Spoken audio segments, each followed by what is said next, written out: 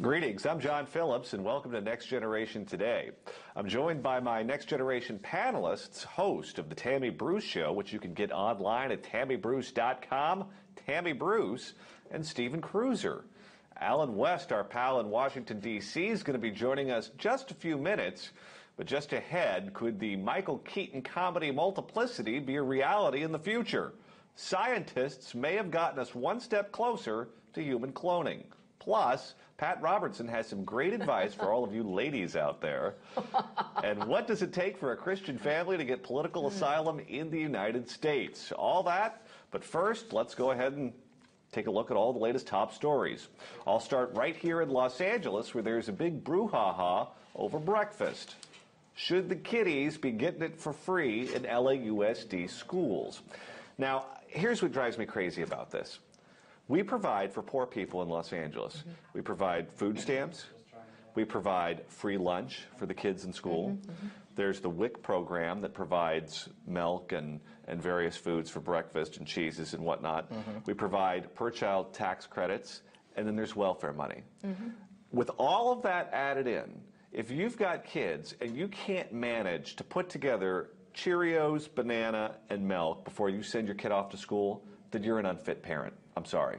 Well, I think, though, the difference is whether or not our system right now is giving parents enough time. If you're working in this economy 2 part-time jobs and you're a single parent, maybe you can't be there. And then you've got the interest of the state in having a kid be in the bosom of the state for a longer period of time. I think there are people being encouraged to send their kids for breakfast because it keeps kids in the hands of the leftists at schools, in the public schools, longer than if they had spent their morning with their parents. You know, I think that's a big difference.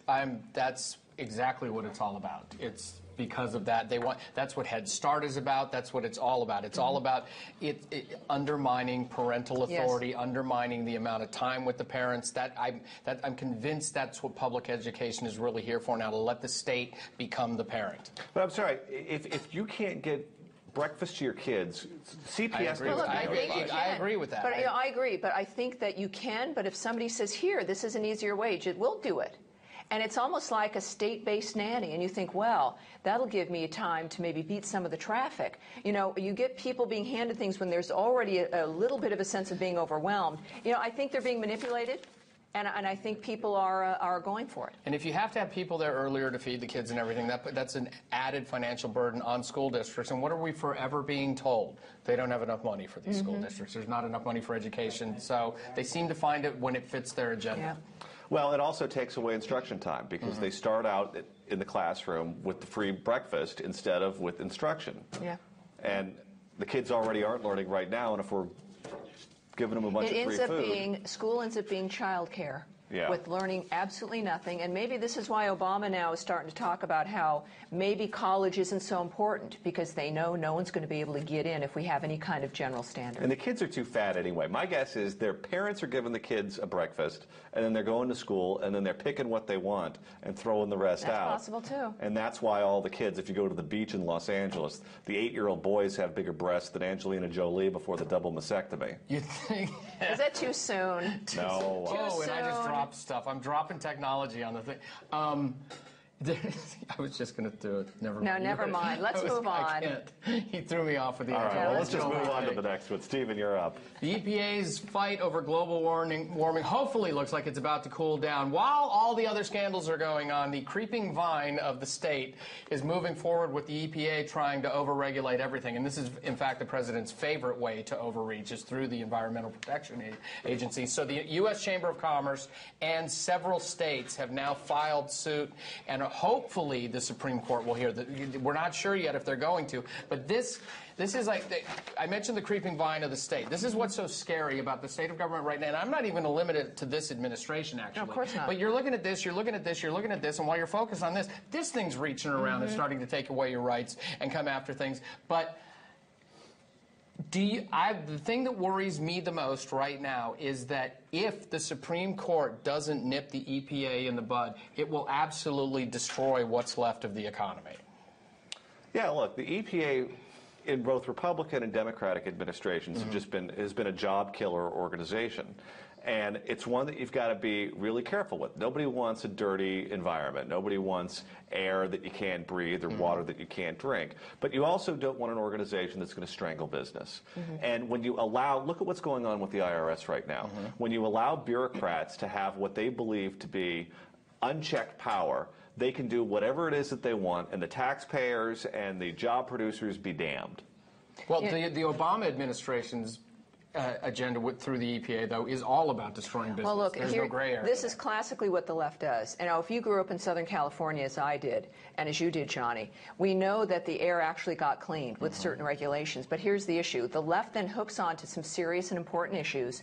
They have some success, and then they kind of root themselves in and then use it to destroy the rest of the dynamic. Now, look, the EPA, if we look closely enough, will be dragged into the Obama scandals. We're already hearing a little bit that they're giving liberal supporters waivers on certain regulations, but not conservatives. So that's going to also come to the fore. If we've got an entity that exists to make things bad, you know that they're going to be part and parcel of what the attitude of this administration's brought forward. And you know what? If organizations like the IRS and the EPA and the Department of Justice are going to act like an arm of the political wing of the White House, I want to get rid of civil service protection. Because the whole point of civil service protection is to make sure that organizations that operate outside the political sphere don't have to be punished. Well, if they're going to act as political operators, I want them punished. You know, and but which agency now these days isn't? And again, no matter what administration, what party's in charge, now the government and every agency feels that it is part of the political police, that their job is to control the American people because we can't control our own lives.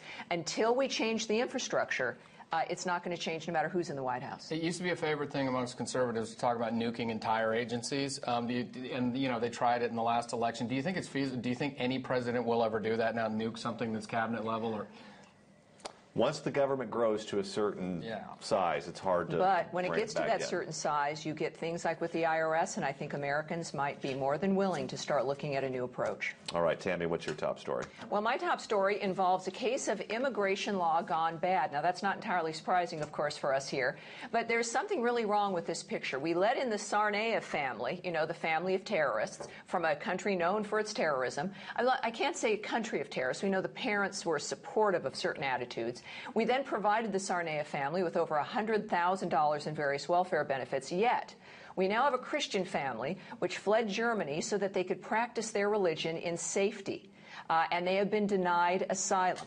This is another example of bias against Christians, but also a serious warning that the system itself, government itself, perhaps now at every level, is inherently corrupt. I mean, that's a pretty big statement, but look, you've got a German Christian family. Germany forbids homeschooling.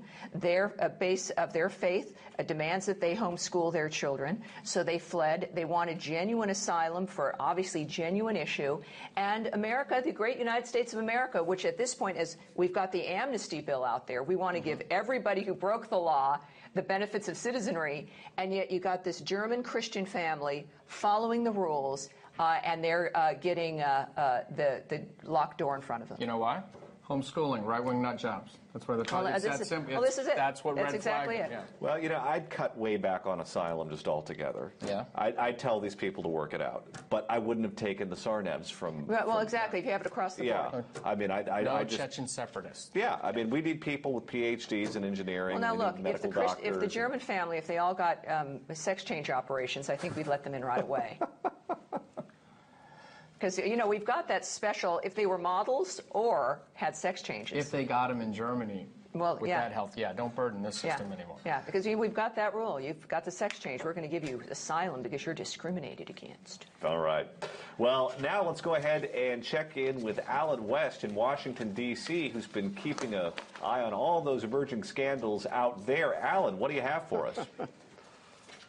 Yeah, it's kind of tough because I only have two eyes, and I think we're up to about 4 or 5 scandals now. But, you know, yesterday at about 6:30, the president finally came out to give a press statement that really a lot of us couldn't understand why he even did it. So let's listen to what the president said last night. I've reviewed the Treasury Department watchdog's report, and the misconduct that it uncovered is inexcusable. It's inexcusable, and Americans are right to be angry about it, and I am angry about it. I will not tolerate this kind of behavior in any agency, but especially in the IRS, given the power that it has and the reach that it has into all of our lives. I'll do everything in my power to make sure nothing like this happens again. Well, of course, the president showed his anger at that press conference by announcing that the interim commissioner, Commissioner Miller, will be resigning. But the thing that we have come to understand is that the guy was going to be stepping down in 2 weeks anyhow. So that really does show a lot of anger. But the most important thing is that we're starting to see that this is really, as Senator Marco Rubio said in a floor speech, developing into a culture of intimidation. Now, there are some in the administration and others are saying that this is just an isolated incident of a couple of rogue employees. But we're starting to find out that this goes a little bit deeper than just rogue employees. But an interesting point was that some people did some kind of little investigative reporting, and the Daily Caller found out that President Obama's half-brother, Malik Obama, started a charity on behalf of the president's father, Barack H. Obama Foundation, back in 2011. And this foundation was started within 30 days, a lot different from what we see happening with a lot of American groups. And there's some interesting things about how this organization was functioning. What you're also seeing, a lot of Democrats up there on Capitol Hill, both Levins in the House and the Senate, Charlie Rangel, several others are starting to speak out against this action and really separating themselves. But I think right now the big thing that we have to focus on is, as Steve said, there are a lot of things that are going on that we don't see. And one of the big things that happened this week is that under the Assistant Secretary of State, Thomas Countryman, has stated that the United States will sign the United Nations Arms Trade Treaty. Now, let me read you this clip about what the Arms Trade Treaty does. The ATT calls for all nations to keep records of arms transfers and suggests that these records include information on end users. That's right, just like you, Tammy, a gun owner, private firearms owners. These records are to be sent to a newly created international secretariat and may even, if the current conference has its way, be made publicly available to the entire world. So it's not just the IRS scandal or the AP scandal or Benghazi. We now understand that they're going to sign this arms trade treaty with the United Nations, which really does end up superseding our Second Amendment rights if we're not careful, and strips us away from being that sovereign country. So really, that's the big things going on here in Washington, D.C. Hey, Alan, let me ask you a question that I asked Tammy and Stephen earlier in the week. What do you think, who do you think is going to be the biggest name that's going to be forced to resign because of these scandals? Well, I would tell you right now, I'd flip a coin between Eric Holder and Jay Carney, because if you look at Eric Holder's performance at the hearings that were on the House side, the oversight and also judiciary, I mean, his belligerence is really unconscionable.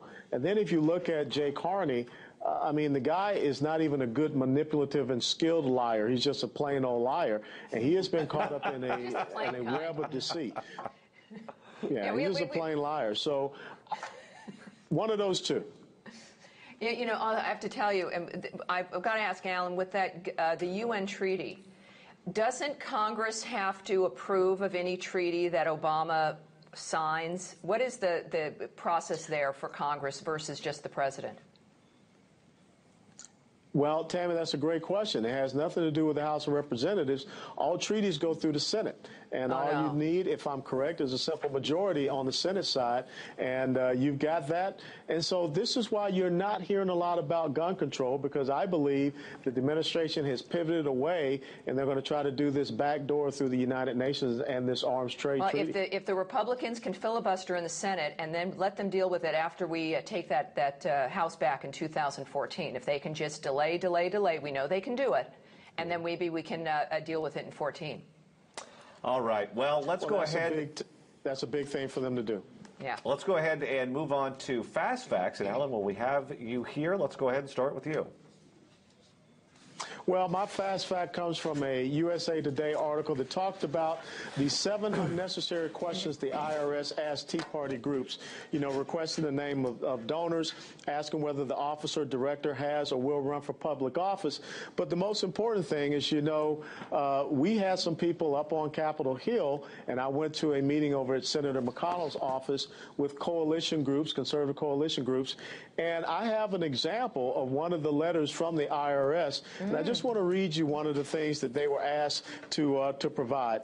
It says, submit the following information relating to your past and present directors, officers, and key employees. Provide a resume for each. Indicate the number of hours per month each individual has provided or is providing services to you. And once again, that is a volunteer. Provide a printout of each of your website's pages, including any pages with restricted access. And this is from the San Fernando Valley Patriots in Encino, California. And it is signed by Mitch Steele from the IRS Exempt Organization Specialist. So, there's more Mitch. there than it is there. Up, Mitch? Hey, hi, Mitch. Mitch is going to be hearing from some. Great job, Mitch. All right, Tammy, you're up next. Well, my fast fact is $6.1 million.